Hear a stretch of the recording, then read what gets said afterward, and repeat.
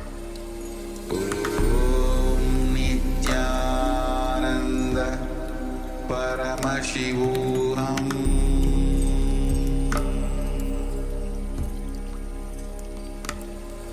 Om Nityananda Paramashivoham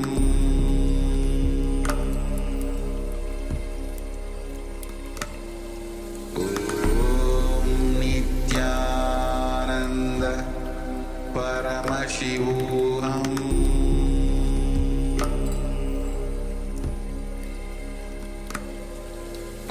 Om Nityananda Paramashivoham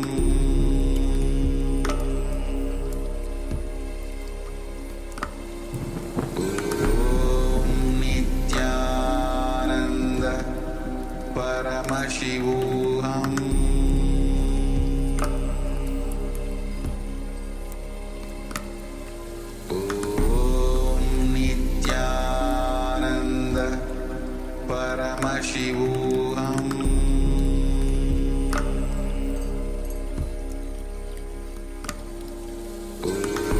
Om Nityananda Paramashivoham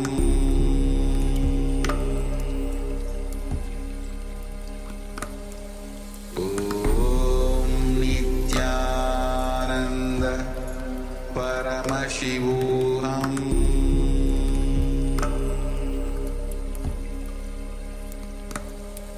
Om Nityananda Paramashivoham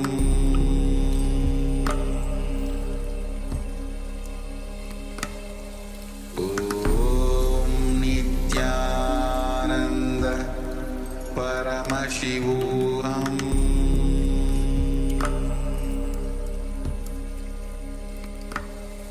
Om Nityananda. Yes, now you can slowly can relax. And if you wish to share the vital signs that you have scanned, if you want to share with us, you can please go ahead and share. So please take a moment and let us know.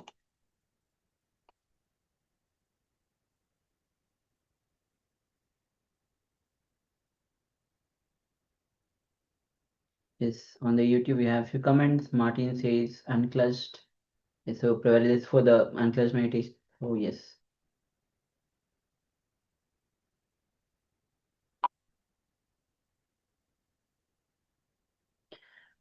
So meanwhile, if you are still sharing, continue to so. Meanwhile, let's get ready to enter into the next revelation by Swamiji, which is going to be on the enlightenment guaranteed.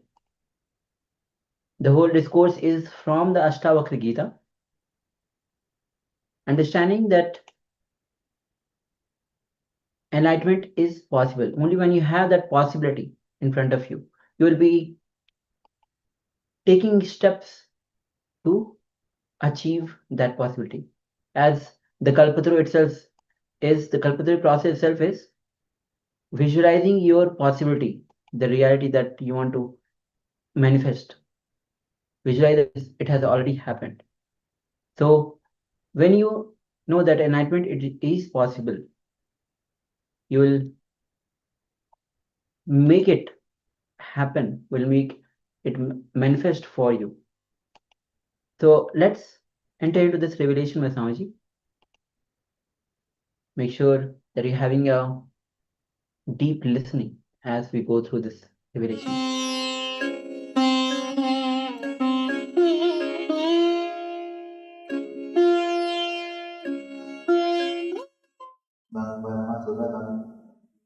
केवलं ज्ञानमूर्तिम् तद्वादीनं गगनकृतं तत्त्वमज्ञातिलक्ष्यम् एकं नित्यं परमचलं सर्वदीं साक्षिभूतं भावातीतं त्रिगुणरहितं गुरुं तं Namami. I welcome you all with my love and respect. Let's start with a small story. In a school, all the scout boys are supposed to tell their teacher the good deed which they did for that day. Every day they are supposed to do a good deed, come and report to the teacher.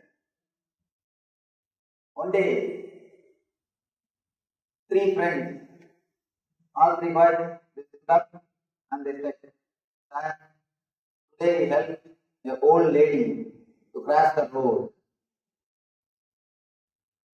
Teacher was not able to understand.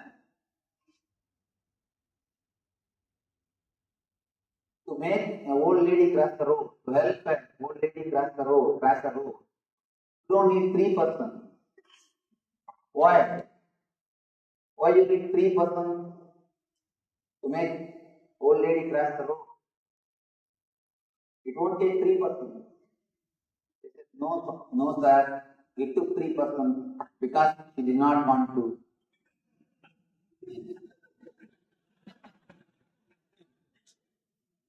Because she did not want to cross the road.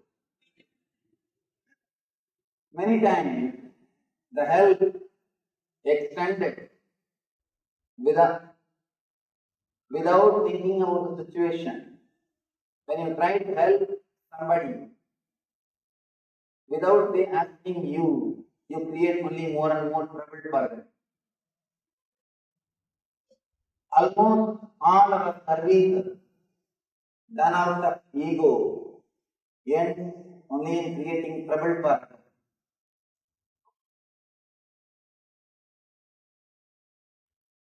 Here, I request all of you, unless you ask, I won't be able to help. By you being here, I assume you are interested or you are asking the help or the ultimate experience of enlightenment. Unless you ask, whatever help done by me will be only a trouble or problem for you. The whole Ashtavakra Gita, great book, is delivered to Janaka because Janaka asked, if you have come here just to check out, after all what he is saying, let us see. You are welcome. You are welcome, no problem. But please be here completely. Usually, our mind is such. Early morning when you get up and start brushing your teeth, your mind is already in the office. Thinking about office, worrying about office.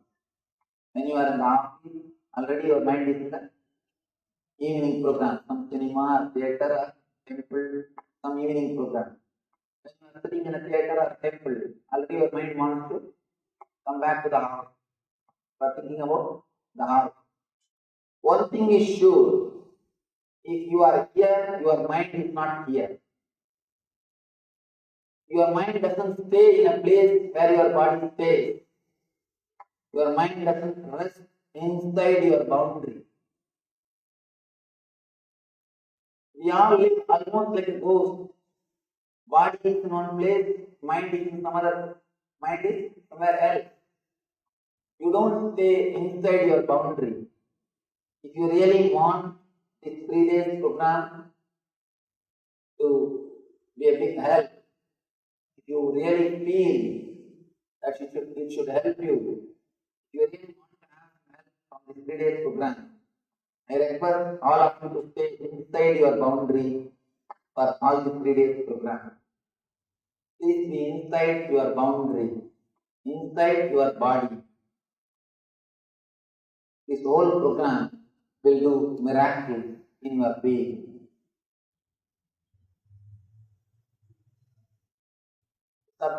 Today's subject is enlightenment. It is possible. Before entering into the subject, let me introduce the book, the Ashtavakra Gita. Man has created so many spiritual scriptures, but nothing can be compared to Ashtavakra Gita. This book is a pure spiritual science.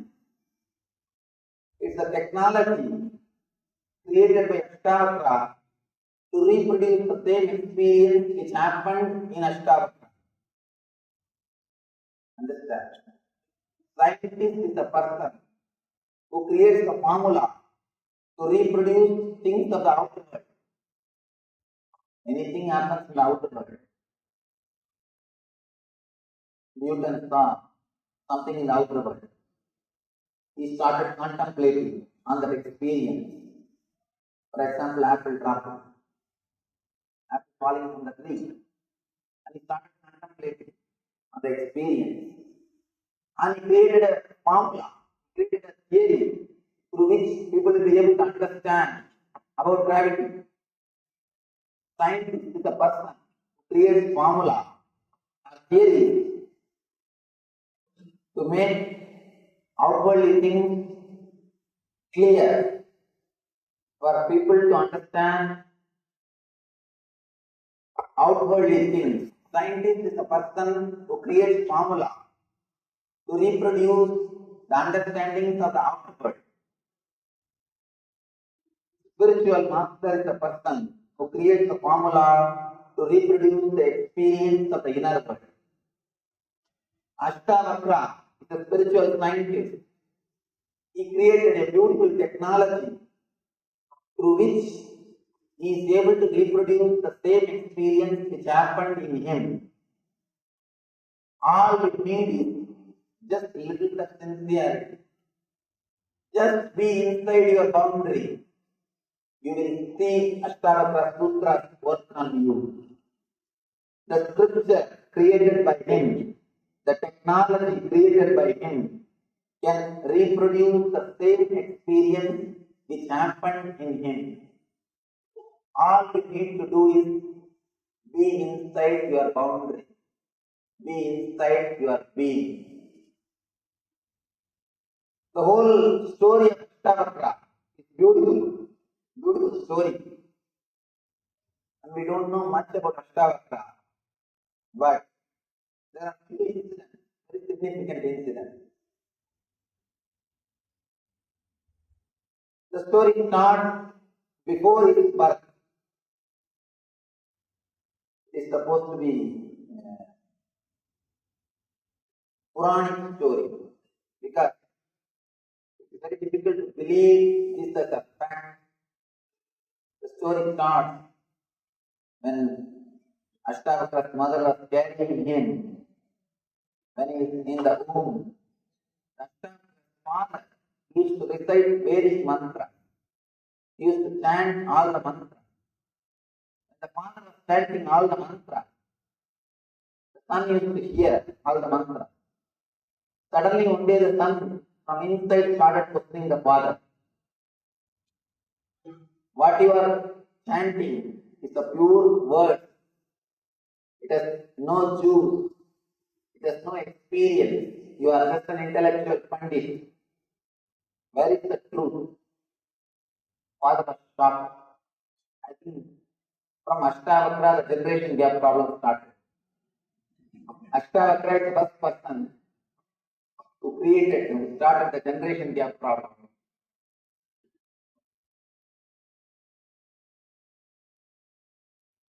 Ashtavakra is asking, what happened to the knowledge? What happened to the wisdom? You are just reciting only words. It's a pure word. It has no juice. It has no wisdom. What happened? Of course, father, as usual, was deeply hurt. And Pandit's egos were always very strong because their whole personality is built on words. Actually, you can easily hurt a person who lives just with mere words.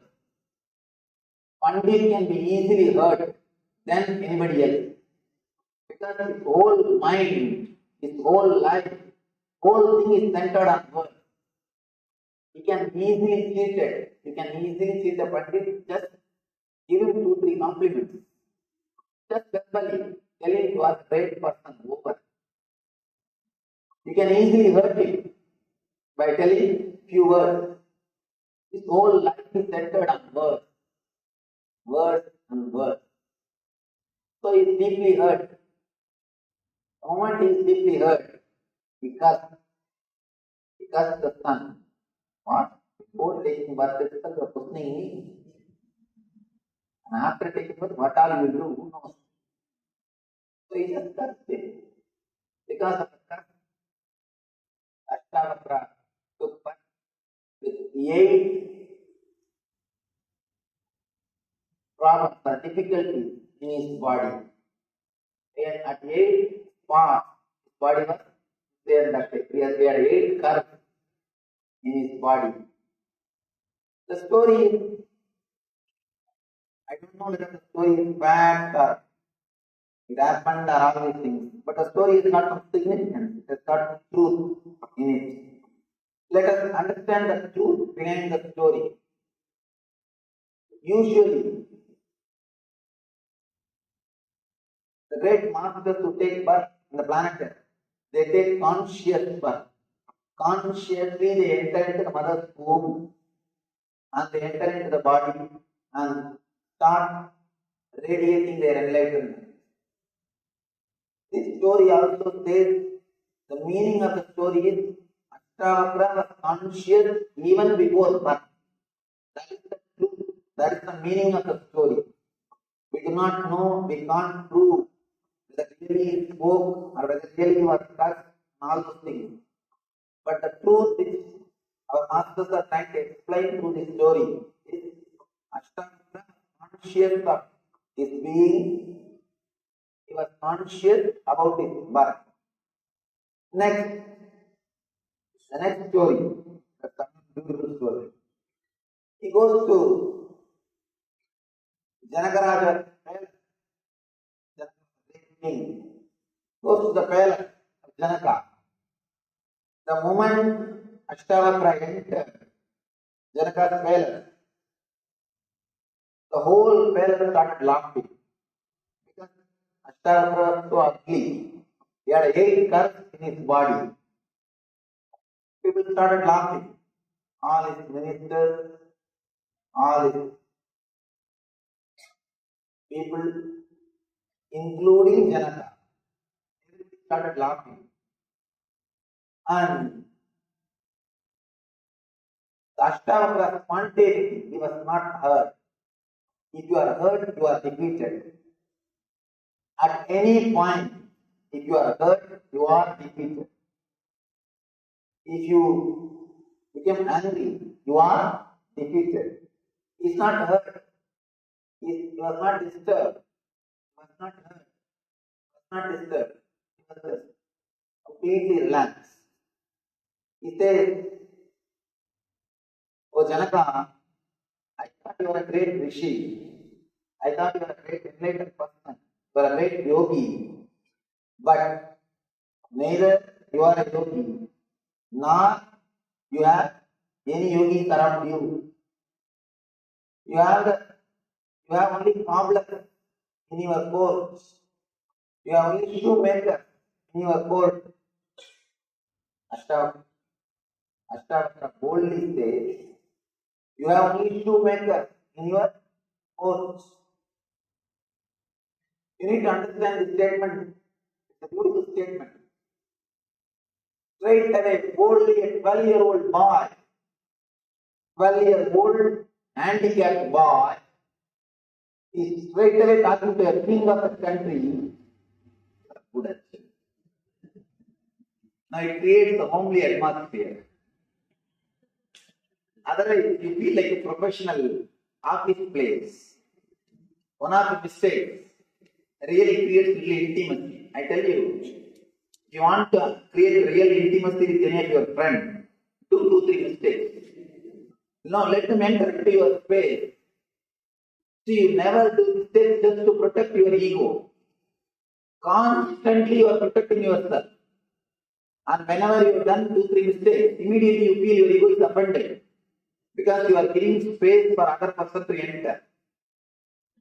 Having courage to do 2-3 mistakes completely opens you up. And you open yourself to the others. and give space for others to enter and advise you. So doing one or two small mistakes really creates a friendship or bondage. And you are letting him talk to you something. You are letting him advise you. And one more thing, if you let people to advise you, they will really feel intimate with you. That's one of the important techniques. Just allow them to advise. Many times I have seen people come to me for counseling, for any problem or counseling. They come to me and they come and start talking, "Oh Swamiji, please tell us some method how to get enlightened. Please give us some technique how to realize God." And usually I will never straight away answer all these questions. Really, one person came to me just a few months ago. He started asking, "Please Swamiji, teach me how to achieve God, how to achieve enlightenment." And I started talking, "How are you? You are from where? What you are doing? What business you are doing? How many kids you have?" He started answering all these questions. He started general talk. After that, he was with me 3 hours. He did not even raise the question again. 3 hours he was with me. He did not even bother to ask the main question with which he came. Then understand the importance or really how much the question is inside him. He is asking just because he has to ask something. And throughout the 3 hours, he was actually talking to me. I did not even speak. And the fun is not even this. After going out, he is telling my secretary, "Swamiji spoke so many things, so many great things. Swami told so many good things." When I came out, the secretary asked me, "Swamiji, what did he speak? You were so happy." I said, "Just I let him speak, that's all. I allowed him to speak, that's all." When you allow somebody to advise you, really they feel good.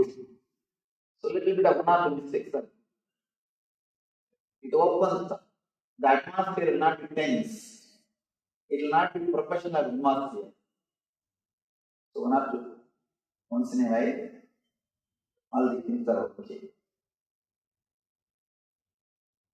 Handicapped 12-year-old boy, Ashtavakra, is entering into the court, and the whole court is laughing. If we are in that place, first thing you would have become angry. First, our ego would have been hurt, angry. Next, either you would have shouted or you would have left that place. That's all. But here is the person. Nobody can disrespect a person who lives in spontaneity. Nobody can disrespect if he has got respect for himself. Nobody can give you suffering unless you give silent permission. Unless you allow, unless you give your silent permission, nobody can disrespect you. Nobody can hurt you. Here, Ashtavakra is such an integrated being, such beautiful being. He is not allowing others to hurt him, depress him. Straight away, he talks the spontaneity. You are having only shoemaker. And be very clear. You become angry. You cannot use the right words. He is using a right word. Cobbler, shoemakers. Janaka was shocked. Ashtavakra is explaining. These people are only seeing my skin, not the being. Cobblers see only the skin, not the reality. When a cobbler sees an animal, he will think only about the skin, not the being. When a tailor sees you, he will see only your dress. He will measure your being only based on the dress which you are wearing. A jeweler, he sees you, he will first see only the jewelry which you are wearing. He will judge you only based on the jewelry which you are wearing. He will weigh you based on the gold which you are wearing. People look at things only from their angle. They have their own ideas. They have their own imagination. Ashtavakra says, you have only problems around you. People who see only skin, not the being. My body got 8 curves, no doubt, but my being is pure. My being is straight. You can't upset a man who lives in spontaneity. You can't stop him. You can't disrespect him. It's a beautiful Zen story. There was a great Zen master who was giving teachings. He was giving discourse. Again, one Buddhist pandit, well read, but have not experienced anything. Well, the pandit, he came. The moment he entered the hall, he started shouting. Of course, pandits are professional shouters. He started shouting. What then you know? What spirituality you know? What are you talking? The Zen master was a young guy. He was a young guy. What are you talking? What then you know? You can make only these fools listen what you say. You can't make me listen. Can you make me listen what you say? Master was very polite. He just said, sir, can you please come here? I am not able to hear. The pandit comes to all his arrogance. Then Master says, can you please come this side? He comes this side. Then Master turns the face, can you come little near? He came little near.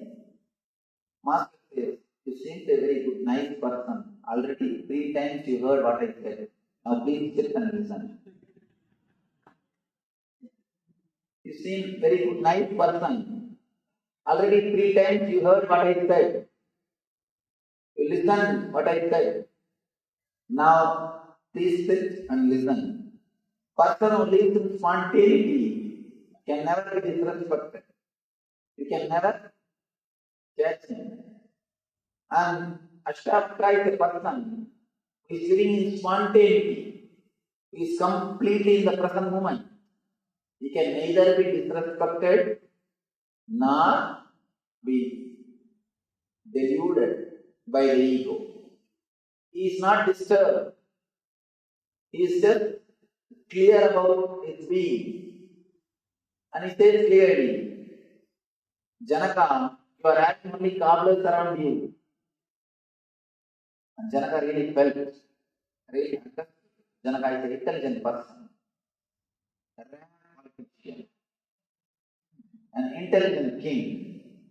Rare being.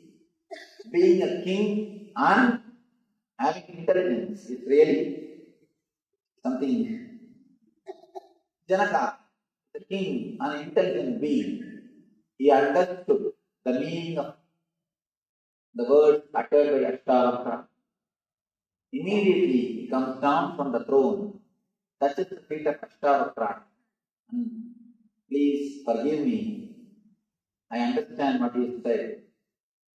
Not only that, not only he asks Ashtavakra to forgive him, further he puts one more question.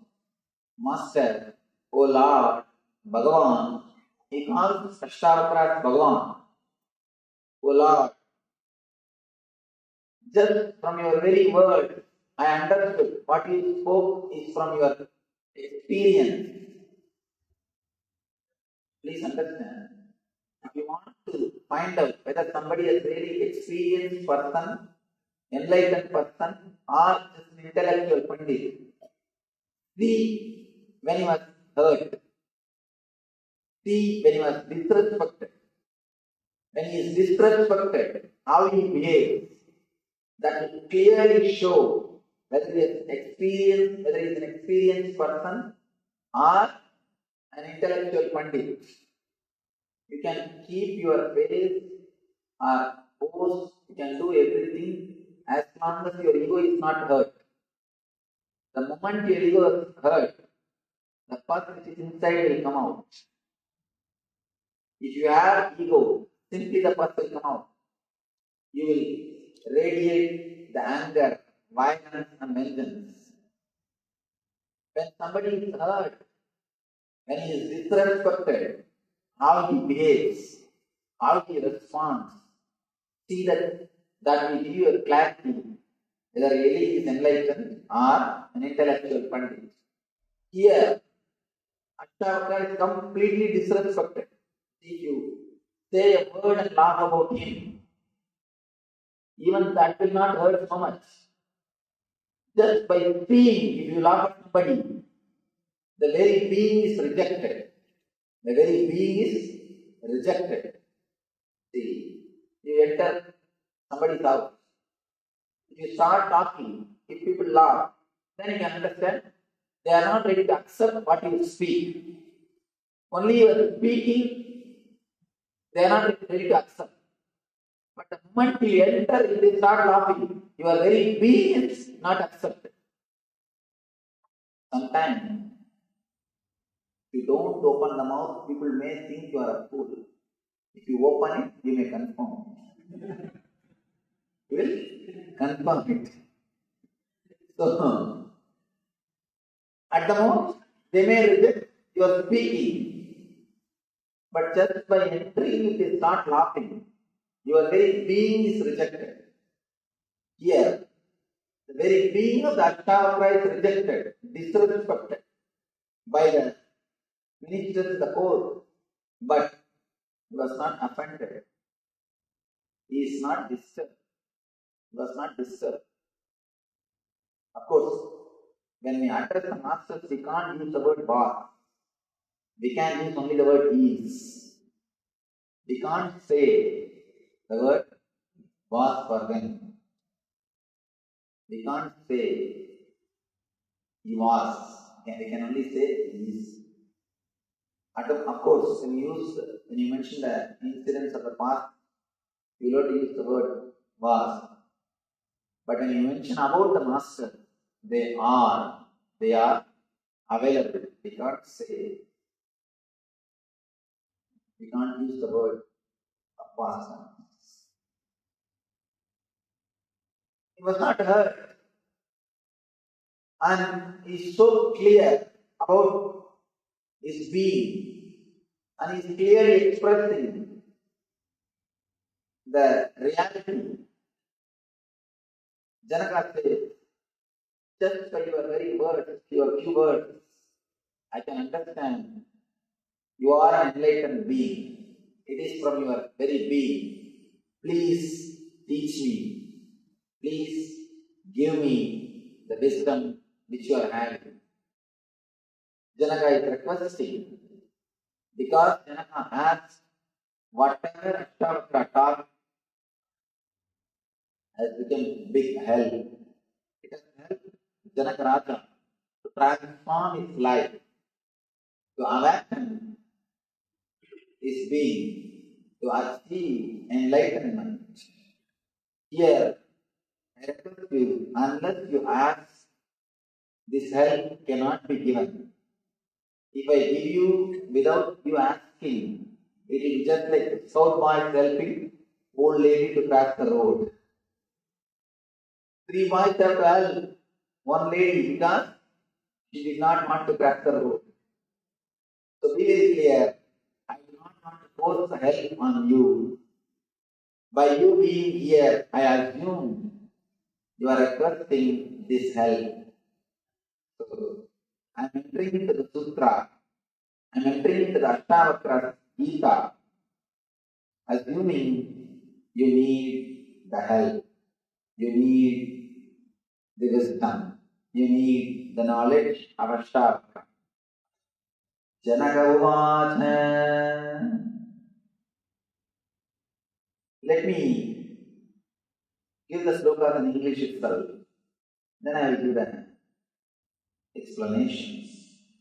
Janaka said, how can knowledge be acquired? How can liberation be attained? How is renunciation possible? Tell me this, O Lord. Beautiful question.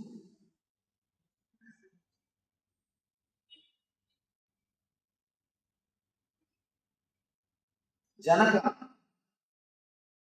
by the very being, is a thinker. By mistake, you might have laughed, that is different. By the very being, is a thinker of truth, thinker of the reality. So he's asking, how can knowledge be acquired?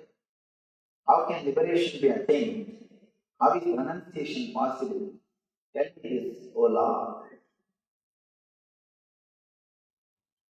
The word liberation needs to be, you need to understand the word liberation. Liberation means not disturbed, polluted, touched by the inner or the outer world goal. If you are not touched, polluted, corrupted by the outer world or inner world goals, you are liberated. The moment you understand the purposelessness of the whole existence, you are liberated. Please understand, I am using a big word, purposelessness. Whatever you think as purpose binds your life. Bondage is thinking that there is a purpose in your life. Immediately you start next question. What do you mean, Swami? You think that there is no purpose in your life? Your life has got meaning, but it has no purpose. Be very clear. Purpose means you are constantly worried about the goal. You are constantly worried about the achievement. You are constantly bothered about what has to be achieved. The goal. Be very clear. Goal is not the result of the life. The life itself is the result of the life. For example, 1 month you are earning 20,000 rupees. You measure your 30 days time as 20,000 rupees. Mentally, by and by, you start calculating your 1 month equal to 20,000 rupees. Whenever you go to shop, you measure in your mind, oh, to buy this saree, I have to work 15 days. To buy this jewel, I have to work 2 months. Only based on the money you measure your month. Be very clear. Somebody says, they will give you 100 years salary in lump sum and ask you to die. Will you accept? No. But your mind is conditioned so much. You measure your whole life based on the money which you make every month. The value of your life is calculated by your mind based on the money which you make. You need to understand an important thing. Your life is not equal to money or wealth which you are creating. Money or wealth is beautiful as long as you use it. When you start measuring your whole life, when you start calculating your whole life just based on the money, when your whole life is minded, when your whole life is centered only on money, be very clear, you are seriously missing something in the life. Something seriously wrong with your thinking system. Money is beautiful as long as you use it. But when you start measuring your life based on the money which you make, you are living in a miserable condition. If you measure your whole life just based on the money you are making, you will be happy only on the first and second. When you receive your paycheck, when you receive your salary. For next 28 days, you will be doing tapasya just for the 2 days. You will be selling your 28 days just to be happy in 1 day. Please do not sell your life. Do not sell your life for some goal. 2 things. If you sell your life for some goal, You may not achieve at all and feel frustrated. That may happen, first thing. Second thing, you may achieve the goal and feel depressed. Be very clear. There's an important word which you need to understand. Depression of success. Depression of success. Depression which happens after failure is not real depression. Because always somebody can give you hope. There are so many hundreds of self-help books. How to books. If you want to become mad, read how-to books. Straight way to hell. Direct way to hell. Is how-to books, self-help books. They are actually, if you are normally living with your problems, you may have big worries. And you read these self-help books, and they constantly teach you, don't worry, don't worry, don't worry. Now you have one more worry, how to stop your worrying. All self-help books leads only to hell. Direct way to hell. They will create one more worry for you. Let me tell you a small incident. It's not an incident, it's the truth. How to stop worrying, start living. That's a great book. Written by Dale Carnegie is the author. And he wrote 2 books, How to Stop Worrying and Start Living. Another book, How to Win Friends and Influence People. Bestseller. International bestseller. One more information you should know. Next to Bible, these books are printed. Next to Bible, understand, means practically second Christ. Next to Bible, these books are printed and sold all over the world. In the first book, he says, how to stop worrying and start living. How to stop the suicidal thought. The next book, he says, how to have a good relationship with your wife. These are the 2 main ideas. Any of you read his books? Any of you read his biography? Anybody who read his biography? He committed suicide because he was not able to live with his wife happily. Really, I tell you, it's true. Please understand, I am not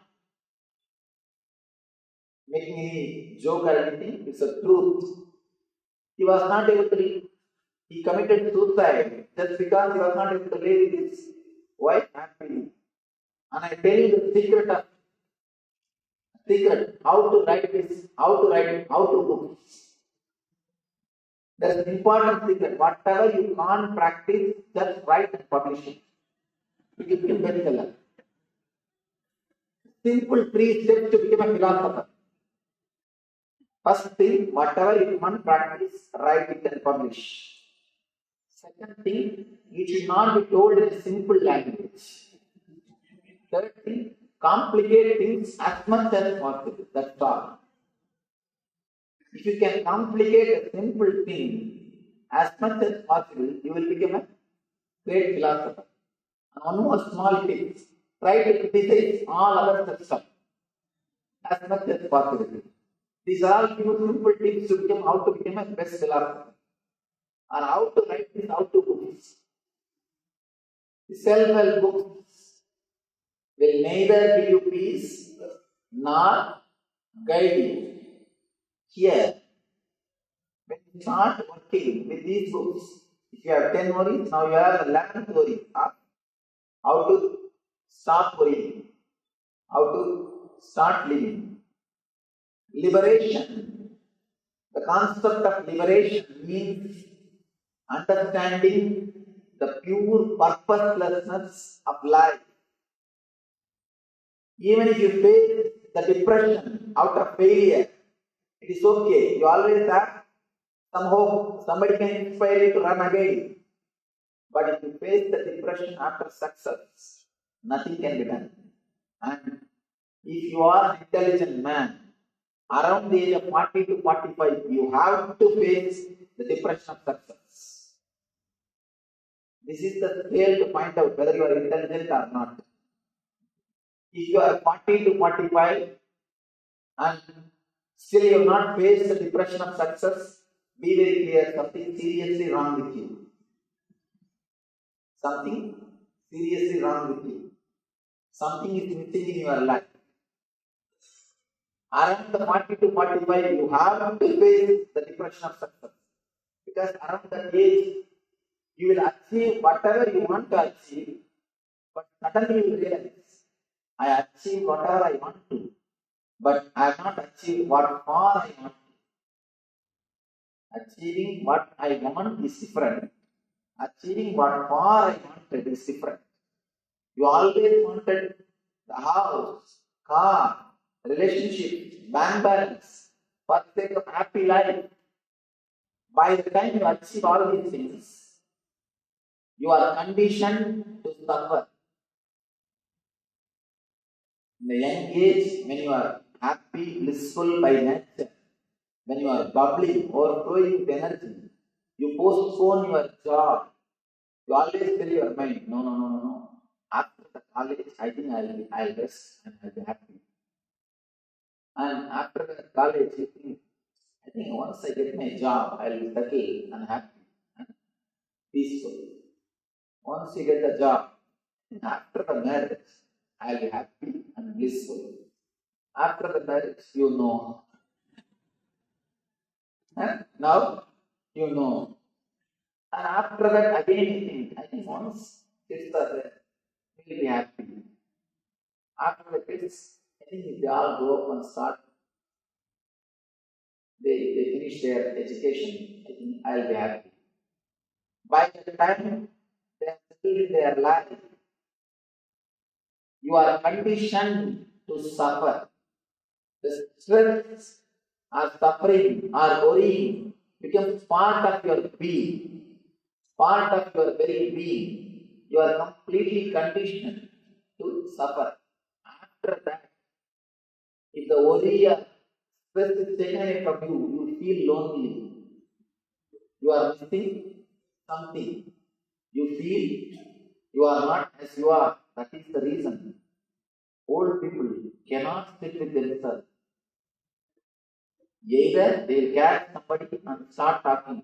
In 1962, when I was in the army, they will start telling the story. See, it is not accidental. Around the world, all grandparents tell stories to their grandkids. Not only in Indian culture, around the world, all culture is a tradition. Because not for the kids, for the sake of grandparents, this tradition started. Tradition has started not for the kids, for the sake of grandparents. Because they feel lonely. And you can see in your life, elderly people, they would have been married, their kids would have been married, even sometimes grandkids would have been married. But sitting and reading the matrimonial column in Hindu with a big glass. Because they will not be able to sit with themselves. They can't relax with themselves. Relaxing within yourself is what I call liberation. Person who can sit with himself without anything from the outer world is liberated. Please understand. Jivan Mukta means don't think big terms. If you have big ideology about Jivan Mukta, you will never think it is possible.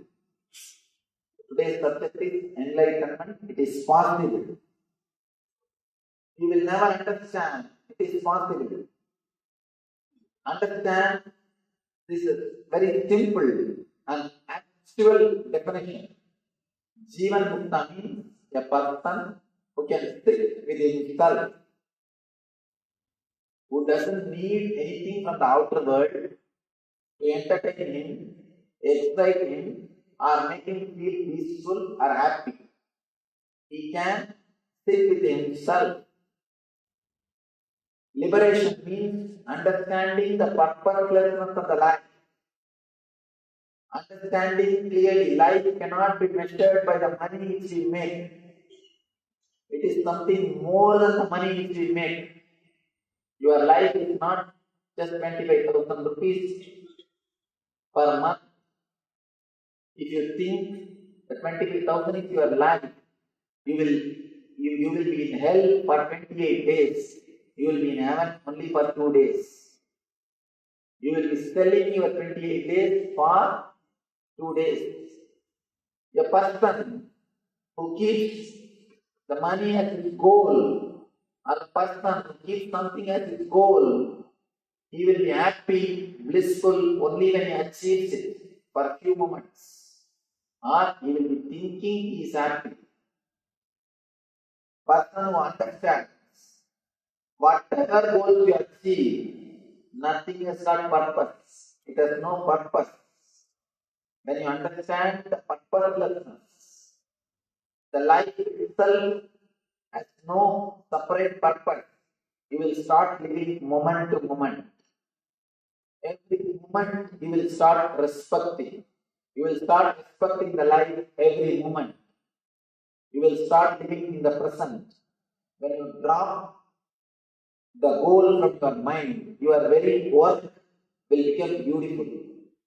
Your very work will become joyful. You are not running for something. The very running is beautiful. The very running is beautiful. If you are running thinking of a goal, you will never see a beautiful garden which is around you.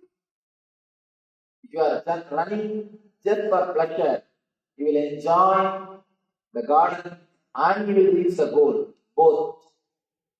Infuse little bit of peace and bliss in your life. You will understand the purposelessness of life. If you think life has got purpose, you will never understand the meaning of life. The moment you understand life has no purpose, that moment you are liberated. You will understand the meaning of life. Meaning of life is living in this moment. That is what Krishna says. Karmanye madhikarasye mabaleshu tadasana. You have right only to do your duty. You have no right for result. Means, do not live a goal-oriented life. Do not think life has a purpose. Understand? Our whole life is just a small wave in the ocean of cosmic energy. In this big cosmic energy, this cosmos, in this Brahmanda, you are just a small wave. You are a small wave. Suddenly the wave starts thinking, oh, I should protect myself. And he starts asking the neighbor waves, please, you be my wife, you be my husband, you be my son. Let's all protect ourselves. Let's all live together. And let's all live a happy life. And then the wave collects few sands from the beach and says, this is my treasure. And the wave starts thinking, this is the purpose of life. And it is thinking, now it is protected. And last two, three sand pieces and 2-3 bubbles with another wave and another wave case. You see, I am lending all this money to you. You have to give back when I am asking. And the wave is thinking, he is completely secure, protected. He doesn't understand. Next moment he is going to disappear into the same ocean. Same way, we are all waves. Few minutes drama. Next moment we are going to disappear into the same ocean. Just like our wave is thinking, he is separate from ocean and wants to protect himself and start collecting few bubbles from the beach, and thinks he is rich, or he is protected, or he is secure. He has got life insurance. Life insurance is another big drama. You cannot use that word life insurance at all. It is the death insurance. After you die, your family or friends or relatives get that money who are waiting for it. So you cannot call it as a life insurance. It can be only called as death insurance.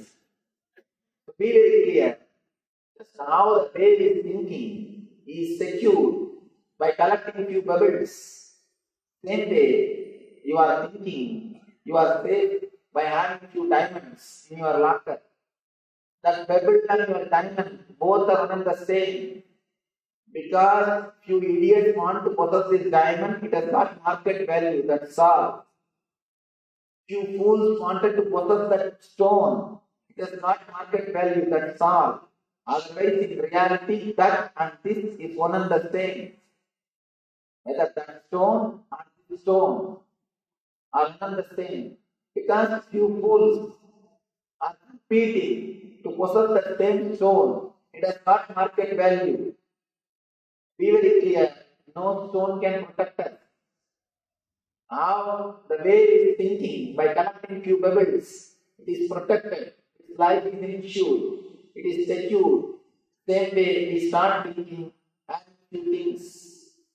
Life is pure purposelessness. Even though it's little difficult to understand this truth because of our social conditioning, the moment you understand, you are liberated. And be very clear, person who understands the life is purposeless, he will start working 10 times more intensely than you. He will be working 10 times more intensely. Do not think you will become lazy. Always plus. Swamiji, you say life is purposeless. If we start thinking all these things, we don't want to work, what to do now? Be very clear. Because you created too much of negative thoughts about your work. Because you are conditioned, work is punishment. Work is hell. Working is wrong. Working creates stress. Because you are again and again taught all these ideas. Because again and again you are conditioned with these ideas. The moment you understand life is purposeless, you want to escape from that world. It is just because of your conditioning, not because of understanding. Now, if you really understand life is purposeless, the stress to achieve success, the pressure to achieve success, the peer pressure will be removed from you. The moment peer pressure is removed from your being, you are liberated. And I tell you, liberated person will be creative. Liberated person will be energetic. Liberated person, by his own understanding, will start working. Understanding the life is purposelessness will not lead you to laziness. If it is leading you to laziness, be very clear. You are having negative attitude towards your working. You have already built up the negative attitude towards your working. That's the reason you try to escape the moment you get this understanding. But sincerely, if you understand this beauty of purposelessness, if you understand life is purposeless, you will be continuously working without stress, without the pressure of goal, without constantly thinking about the goal. As of now, you are split personality. Half of your being is thinking about the goal, half of your being is thinking about the path. The moment you understand goal is useless, you are integrated and you live in the path. The very path, the very life becomes liberation. Working out of liberation is what I call working as an enlightened being, enlightened CEOs. If you are working out of liberated consciousness, you live in leader consciousness. You achieve the state of the leader. Two things. Status of the leader is different, state of the leader is different. Status of the leader is related to society. Status of the leader is related to your society, position, your bank balance, your position, all these things. State of the leader is related to your understanding about the life. If you have this deep understanding, you will see the state of the leader consciousness. Man is liberated, they live in the leader consciousness. Here, Janaka asks how to achieve liberation, how the renunciation possible. Tell me this, O Lord. Renunciation, another beautiful word. Always people come and ask me, Swamiji, should we renounce everything to achieve enlightenment? Should we renounce everything to realize divine? I tell them, just renounce what you don't have. You don't have to renounce what you have. Just renounce what you don't have. Fear, anxiety, unnecessary worry, unnecessary fantasies, too much of imagination. All these things are not there in your real life, but you are living with all these things mentally. Mentally, you are living with all these things. 99% of your worries never come true. Whatever person comes true is always good for you. Your unnecessary worries, give a prayer and refer to Ashtavakra, the great enlightened master, to help us to understand the technology created by him, the formula created by him to achieve the same state of Ashtavakra, same state of enlightenment. Please close your eyes and pray to the ultimate energy who gave this science through Ashtavakra to all of us. Pray to him intensely.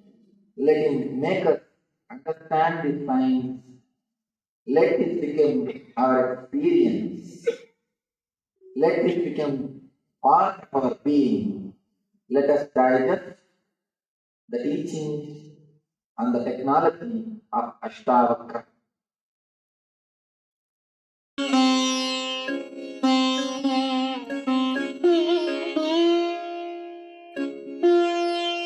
As the earth turns inward during the divine Chaturmasya, while prayers rise like incense through the heavens, and when even gods observe celestial silence, a divine anticipation stirs in the heart of creation.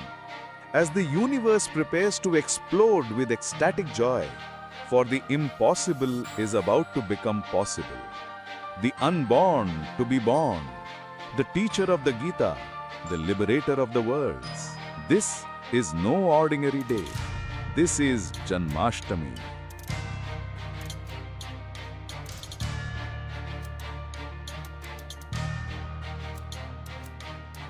Love, sacrifice, ferociousness, knowledge, power, all these are separate words in lower middle class level.